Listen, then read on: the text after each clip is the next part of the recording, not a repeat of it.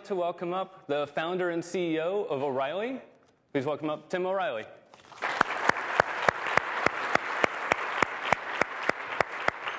Thank you, Brady. Thank you. Am I up on the screen? Yes, I am, I think. Hi. Thanks for coming out. It's kind of a sign that you're becoming the elder statesman, that you get moved to the sort of the opening night. I remember when we did this with Larry Wall at the open source convention. So I feel like this is Brady's show, and he's doing a fantastic job. I'm here kind of to talk to you a little bit about the philosophy that drives us at O'Reilly, and that I hope drives you in your work. Because I think these are pretty tough times. You guys probably feel about like that right now, or many of us do. The world seems to be going to a shambles, and some things are miraculously preserved while others are falling in ruin. This is actually a picture from the Galveston hurricane last year. And what was interesting was that right when that happened, there was pretty serious rumblings in the financial sector.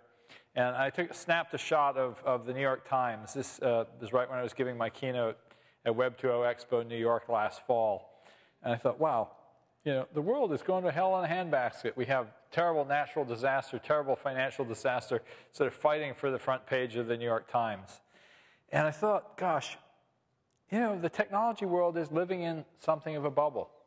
I don't think we're quite so much that way right now. But I argued back then, and I still argue, that even at its worst, it was not an investment bubble. It was a reality bubble. There's a certain way that the technology industry, particularly in its relentless focus on consumer goods, electronic consumer goods, was missing a lot. Now, that doesn't necessarily mean that this group was missing those things. But the world in which we live, focused on consumption, focused on pretty gewgaws, focused on advertising business models, selling things to people that they don't really need, was maybe in need of a challenge. Because underneath, there were still the seeds of this financial crisis. We have the worst income inequality since the Gilded Age. We had an oil price shock last year. I think we have more of them to come. Even though oil came back down, I think it's going back up. There's long-term problems like global warming. There's a real serious decline in science literacy and education. There's water scarcity. There's exotic diseases. We have aging populations, serious problems in healthcare. How are we going to pay for it? So all these kinds of problems, have been mounting for years while we happily ignore them. And, meanwhile, as I said back at that conference last year, what are our best and brightest doing? They're throwing sheep on Facebook. And there was something wrong with that picture to me. And that was when I really started focusing on this idea, urging all of the people that I know in the technology world to think more deeply about what matters and to work on what matters. Now, a lot of people, when I started talking about that, thought that I was saying, oh, you should work on nonprofits or social ventures. And I ran a lot of sessions where people would be brainstorming, and it would be amazing nonprofits. There are really cool nonprofits happening. I mean, look at AfriGadget is this great blog that covers all the amazing technology that's happening in Africa. Wonderful nonprofits, wonderful innovation, stuff that's close to the hearts of everybody in this room. But I don't think that we should relegate what's important to the world of nonprofits, because that suggests that somehow that's other than the main thrust of our economy, the main thrust of our world. I think we need to reinvent our world so that we see working on stuff that matters as the heart of opportunity.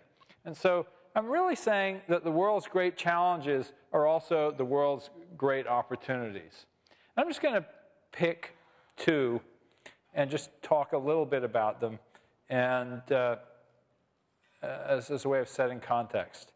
But first, I want to kind of give you this quote. I used this last year here at ETech. If you were here, you heard me read the entire poem. But it's a wonderful poem of Rilke, where he says, "What we choose to fight is so tiny. What fights us is so great. If only we would let ourselves be dominated, as things do, by some immense storm, we would become strong too and not need names. When we win, it's with small things, and the triumph itself makes us small. Anyways, that's a description of a huge amount of Western culture. We have greatness in us, but we have wasted it on so much. And I think that we need to get beyond that. So let me talk a little bit about big thinking. I'm just going to give you 3 examples. Some of you have probably heard of Shai Agassi's Better Place. How many here in the audience know about it? Okay, well, pretty good percentage of you. But Shai used to be an executive at SAP. He tells a wonderful story about how he had this idea that maybe there could be a new business model for the auto industry. And I'll get to exactly what it is in a minute. But he was an executive of SAP. And he had a conversation with Shimon Peres about this over in Israel. And Peres said, so being a software executive, is that important to you? And he quit SAP and went and started this company. Because on the one hand, he said, hey, changing the world. On the other hand, being a top executive of a big software company.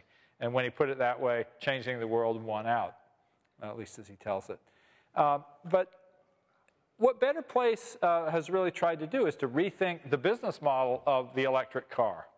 Because they said, hey, if you can only go 100 miles and then you have to turn around and go home, it can't ever replace the internal combustion engine.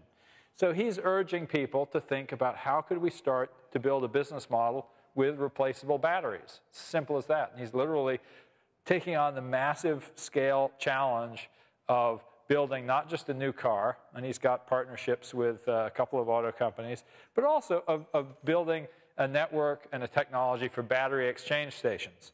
Huge, huge challenge. Now, he may not succeed, but that's okay. That's the point of that Rilke poem. He's not necessarily tackling something small that's easy to win at. He's tackling something that's really great. And he's also going at it very strategically. He's picking small countries, Israel, the state of Hawaii, Denmark, places where the geography is constrained, where the political climate is right, to sort of pioneer this business model. Maybe he'll succeed, maybe he won't. But he made a great point when he talked at TED, and I liked it. He actually argued that the arguments about getting off of oil today are very, very similar to the arguments in early 1800s Britain about giving up slavery. There was huge political debate. It will destroy our economy. But in fact, it was getting off slavery that gave birth to the Industrial Revolution. And I think that part of what we need to think about is some of the things that seem so important to us today may actually be getting in our way. And I think that's the lesson I take there. Look at another one. This is just a news story I saw just the other day. I think it's called 1366. It's the name of the company. Let me just check it. Make sure my memory's right. 1366 Technologies. It's basically a company that has a new approach to solar cells. Again, big, bold. They're saying we have to make solar cheaper than coal. Now, of course, you've heard that from Google, too. All kinds of renewables cheaper than coal. But these guys think they might actually have a crack at doing it. It's a guy from MIT who basically was off doing something else. He said, hey, I got to get back in the game because this is one of the great challenges. This is another energy company, my son-in-law's company, Makani Power. They were in stealth until recently. But they're working on high-altitude wind energy and how they can harvest it. And what I love about, is a story about Makani, is one of the guys there came from Wall Street, where he was a quant. And what he said was that he came to Makani because the math was harder. And I love that story. And I heard it from another guy, a scientist who was studying sort of the bacterial biome on the human body. And he just said to me, what I love about it is it's so hard. And I love those stories of people picking something to do, not because they think they're going to get rich, not because they think they're going to get famous, but because it's hard and because they want to make something that matters. And so this story, the guy's name is Jim McBride. I love that he came out to work on this high-altitude wind energy problem because it has to do with control systems for, automatic aircraft. It's really hard. That's good. So I mentioned this idea started to bubble up from small companies to big companies. Google looking for renewables less than coal.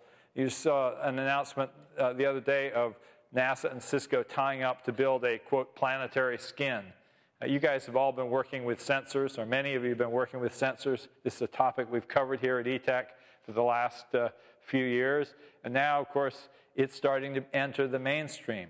So this big challenge started small with people playing, but now has grown up to be something that we think we could actually build a sensorium for the entire planet. And of course, IBM has now made this their massive centerpiece of their campaign, a smarter planet. We will be instrumented, interconnected, intelligent. People want it, we can do it. Now that's an ad campaign for the future that we've laid out here at ETech for the last 4 or 5 years. This is where Web 2.0 is going. This is going towards an instrumented planet. But it's a big challenge. We can't necessarily do it all by ourselves, but we start, we pioneer, and gradually the momentum starts. So this idea of tackling big challenges and then bringing other people along with us, I think, is part of what we all have to be willing to do. So I want to move away from this energy and environment area to another big, hairy, audacious goal. It's a wonderful phrase from the book Built to Last.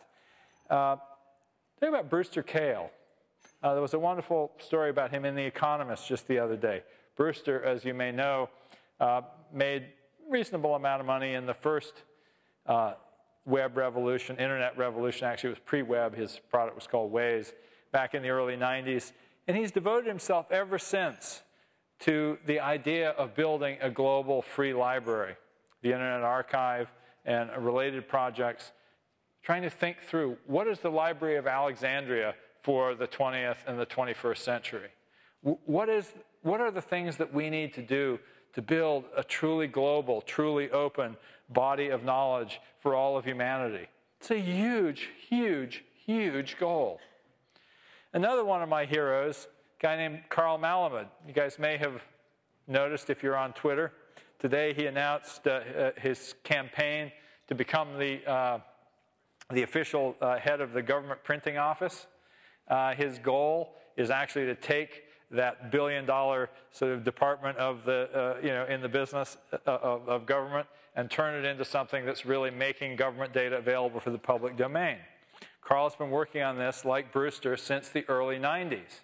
And actually, the SEC data was put online by Carl in 1993 after the U.S. government said, oh, yes, it'll take years. We'll eventually get this stuff on the web. 5 years, $50 million. Carl got a donation actually by our sponsor here at ETech. Sun Microsystems gave Carl a server. He got a small grant from the National Science Foundation. He got a couple of hackers. And they put the SEC data online in a couple of months. And they operated it for a couple of years. And then they donated it to the U.S. government, showing what was possible. And that was actually the beginning, in a perhaps unexpected way, of the democratization of financial data, which might have been part of the problem we got ourselves into. But that's life, too. You move the world forward, and you don't know what it leads you to. But Carl has been working tirelessly since then to get the government data out into the public. And right now he's sort of buying and scanning legal records, putting them up for free. He says it's our data. The law is the operating system of the United States, and therefore we need it to be in the public domain. So he's been working on that, now wanting to do this. But Carl has actually, in some ways you can see how this what seemed like a quixotic campaign for the last 10 years of putting public data online started to build into a wave. And so we see from Barack Obama's campaign platform, the idea of open, transparent government starts to become not just the dream of this oddball who believes something that nobody else believes, but becomes the platform of the man who becomes the next president of the United States. And then this guy picks as the CIO of the United States a man, this just was announced last week, who is really trying to build out the equivalent of Carl's vision, the digital public square, in which all data is available. This is actually what he built as the CTO of the city of Washington, D.C., but he's now talking about wanting to build something like this for the entire United States. So here's this big, hairy, audacious goal, seemingly impossible goal, that Brewster and Carl and people like them set out to do 15, 20 years ago, to say, you know, the data of the public domain should be rich on the web. It shouldn't all be proprietary. And now this has been taken up at the highest levels of our country. So that goal that starts small can go big. So don't be afraid to dream big. So at this point, I want to announce, because I'm so committed and interested in this whole area of government data, we've launched a new conference called the Government 2.0 Summit, which we'll be doing in September in D.C. I just spent, yeah, thank you. I just spent the last couple of weeks there, and it really is amazing. And I just want to share a little bit with you from that trip. It was actually one of the most amazing weeks of my life. You know, I was more sort of stuffed with new ideas, challenges in many ways, than I have been since I first started in the computer industry in the 70s. I was learning so much. There's so much that I couldn't figure out that I didn't know. I'm very used to processing input in real time and immediately knowing what I think. And I was just sort of flabbergasted a lot, because it's such a different world. And I was so much in awe of some of the people who worked there. You know, there are young, passionate, excited people, you know, working tirelessly on all of our behalf. You know, we have this idea of the government as this sort of oppressive entity at a distance that we'd rather not spend too much time with. And I was just amazed by how many wonderful, passionate, committed people I met in Washington. But I also was amazed by the problems of this enormous machine that has been built over time, with regulations that are antiquated, that everybody knows are antiquated, but they can't quite figure out how to break through. It's such a difficult, challenging environment to work in. And I just want to say, we need to give all of our support to the people who have the courage and the willingness to fight the battle, to try to cut the Gordian knots that have been built up over, you know, hundreds of years in Washington. And I really do, the reason I want to do this conference, and I really want to urge all of you to join me in paying attention to what's going on in Washington, because we have a unique opportunity. We have a president who is really the first internet president, who is saying, we want to make this country work like the best of the internet. We want to have it be open. We want to have it be transparent. We want to have it be collaborative.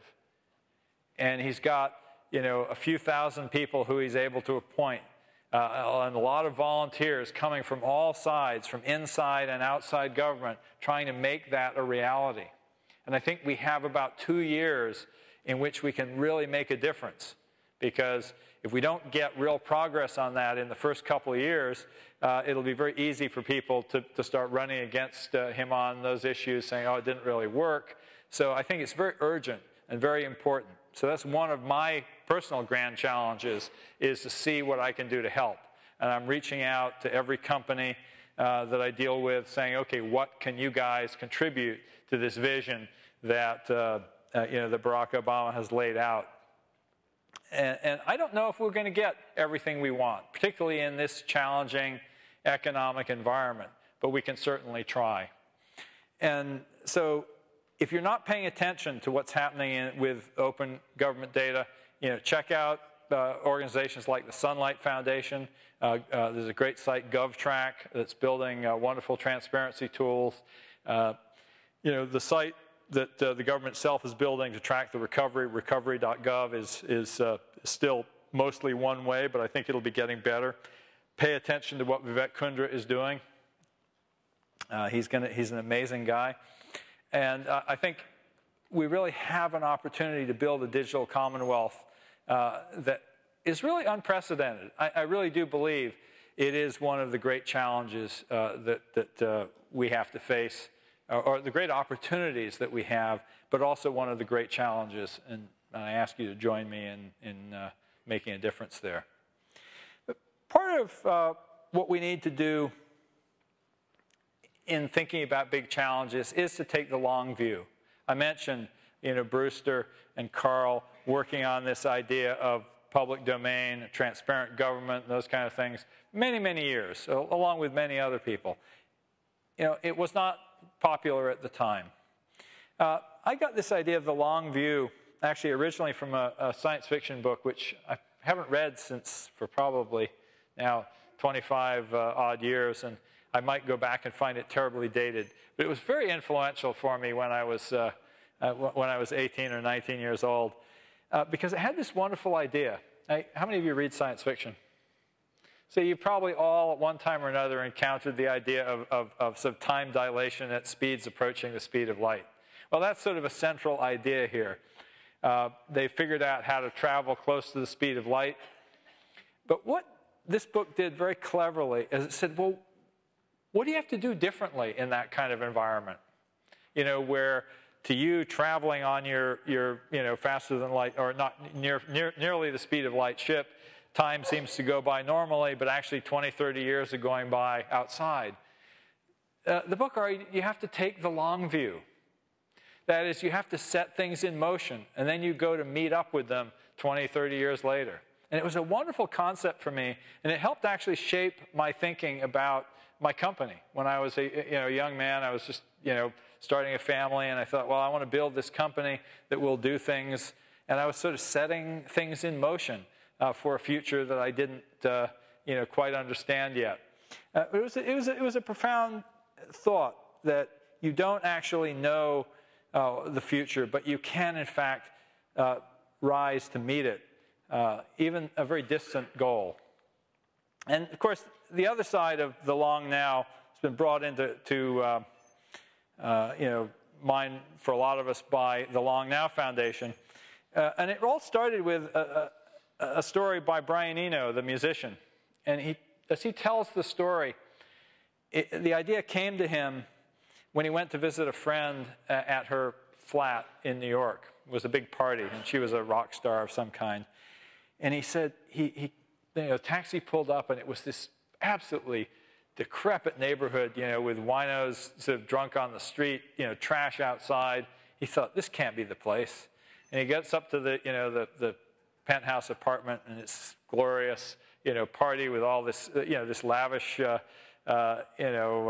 entertainment, lavish living inside. And he says, how do you like this place? Oh, she says, oh, it's the best place I've ever lived. And he says, but what about the neighborhood? She says, oh, that's outside. And that really bothered him, this idea that the place that mattered was only the space that she controlled. And that started him thinking about this, that she was talking about this small here, and there was this big here of the wider world that was being ignored. And then he started thinking about time, that we think too narrowly about time. We think about right now. We don't think about generations. We don't think about the extent of time. And so many of our problems, the use of natural resources, global warming, those have crept up on us because we're living in the present in a way that we should not be. We should be thinking more deeply about the long view of what we're doing and where it's going. So coming back to the work of my son-in-law on this area of global warming, he's done a lot of analysis of just how big a challenge it is. This site is up at, this talk is up at the Long Now site. But he's calculated that in order to avoid having the carbon in the atmosphere go off the charts. This is even to get to 450 parts per million, which a lot of people think is way too high. We're going to actually have to get rid of about 8.5 terawatts of energy that we're using today from fossil fuels, get down to about 2 or 3. I think his existing fossil fuels that we can use is 2. So we've got to get rid of something like 8 terawatts. And we've got to put on stream something like 11 terawatts of new energy from totally renewable sources. This is a huge challenge, and it's going to take us many years. It's going to take almost all of our industrial output. If you actually do the math, it's bigger than anything we've attempted before. And his point is, we're not doing the math, but we're going to have to do the math at some point. We're going to have to take up this challenge. Now, a lot of people will say, that global warming stuff, I don't really buy it. And I get this all the time whenever I Twitter about this particular topic. There are people who are skeptical. There are people who say, technology will come up with some magic fix. You're not a believer in the power of innovation and so on. But there's an idea that I found really useful, and it's really from a discipline called scenario planning. And this I got these slides actually from a guy named Lawrence Wilkinson, who did some of the original scenario planning work along with people like Peter Schwartz. And he shared with me these slides, and this was really how a lot of people think about scenarios. Back in the 1980s, there was this huge vogue for doctors and dentists and everybody to invest in oil drilling equipment, because it was this wonderful new industry. That you guys remember those were the days of Dallas, and it was sort of like, it seemed like oil was this thing that would go on forever, and it was a hot industry.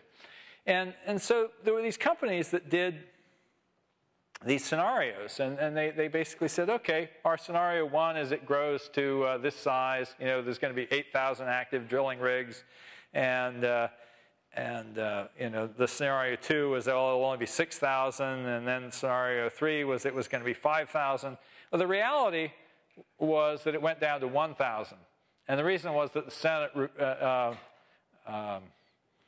cut off a tax break that there had been for oil drilling, which had been making it artificially attractive to invest in these drilling rigs. And so the idea of scenario planning is that there can be truly discontinuous events. And I think we're in the middle of one of those discontinuities right now. We're in the middle of a huge financial discontinuity that quite likely is going to look a lot like that. We're in the middle of a set of ecological discontinuities, potentially. And so what scenario planning did, this is just another one I threw in there, just about the difficulty of forecasting the future. This is the original forecast for the IBM PC. They thought that over the lifetime of the PC, there would be 240,000 units sold. Kind of a joke, huh? Right? That's what the creators thought. Well, we went on to be billions, right? So you can be off in a scenario in the other direction as well. You can have something that goes sky high when you had only modest expectations. And so what scenario planning does is it encourages you to think about the future not as a linear trend, but as a bunch of factors that may cross each other. So I actually put, this is just one that I made up. I said on the one hand we have this possibility that Ray Kurzweil talks about of the singularity. On the other hand, we have the possibility of global economic and environmental collapse. And then as a crossing factor, I'm going to say, oh my gosh, government does it, or we do it. And then you ask yourself, in scenario planning, what they have you do is to imagine each of these futures as an extreme, not as something you actually believe would really happen. But for example, in the lower, I guess it would be, as you're looking at it, would be the lower left quadrant. Government saves us, global economic and environmental collapse. You might have a new fascism. If you think about what happened in Germany after the collapse of the Weimar Republic, there was this promise that somehow the government would come in and would make everything right, and that is an environment where you will often end up with fascism. On the other hand, in the we save ourselves, in the environmental collapse quadrant, you'd have people just, me first, and you have real kind of disaster. I'm actually going to give you an example where that is in fact happening. And then on the upper quadrants, we say, wow, the government is making investment in the right things, and we are actually back on track towards this technological singularity that we thought might be happening naturally. And then in the we save ourselves singularity, it's like, hey, there's some brilliant invention that one of you in this room makes that takes us there. So these are kind of like plausible but not necessarily likely futures. And then what the scenario planners have you do is you kind of build out a picture in each of these quadrants. And then you look for news from the future that would tell you that you're in fact on the money. And that future is in some small way becoming true. And I think it's a really useful technique. Whatever business you're in, we did one of these scenario planning exercises for online publishing, for example, and that's when I met Lawrence and he shared these slides with us, or the concepts behind these slides. It's a really useful way to organize your thinking. But there's a central point that they get across, which is that there's an area in the middle in which what you're trying to develop are robust strategies that will hold you through any of these scenarios.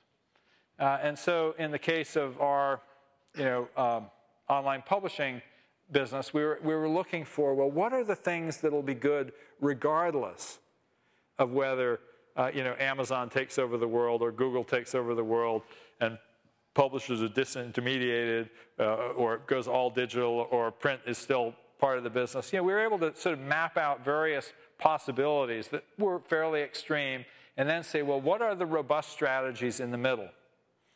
So I don't know for each of you in what you're doing in your lives, in your business, what are those robust strategies? But I urge you to think that way, to build out kind of a model in which you say, what are the extremes that could happen in my life, in my business, in the things that I care about? And then say, what are the things that I can depend on to be worth doing regardless of whether any of those things happen? So we're really entering a game of choose your own adventure. I'm really passionate about those two topics I told you earlier about, global warming and open, transparent government, government 2.0. Those are big for me. Other people are passionate about transforming education or investing in healthcare. I had an amazing discussion with one entrepreneur, on the subject of great challenges and small technological innovations coming together to make a big difference. He was talking about an invasive medical procedure on which we currently spend $42 billion a year. Turns out that $16 billion worth of those procedures weren't even necessary in the first place. And what's more, that they're now, with the power of computer visualization, things that you can do with EC2 and storage online, you could actually, and the latest generation of CAT scans, you can actually do computer visualization and replace a huge part of that market. So he thinks he can build a really big company replacing this invasive medical procedure with a much better procedure that is technology mediated. So he's seeing this as a huge opportunity. So, that's what I'm saying. Choose your own adventure. Find a place where you can make a difference, but make it count. So that kind of takes it to a more personal level. And when I think about work on stuff that matters, the first piece of advice I give you is just work on something that matters to you more than money. That's in that realm of what I call robust strategies. If you think, wow, I'm going to make my fortune with the coolest Facebook app or the coolest iPhone app, and you're just doing it for the money and you fail, you're probably going to feel, I wasted my time. On the other hand, if you say, hey, man, I really want to make a difference to education,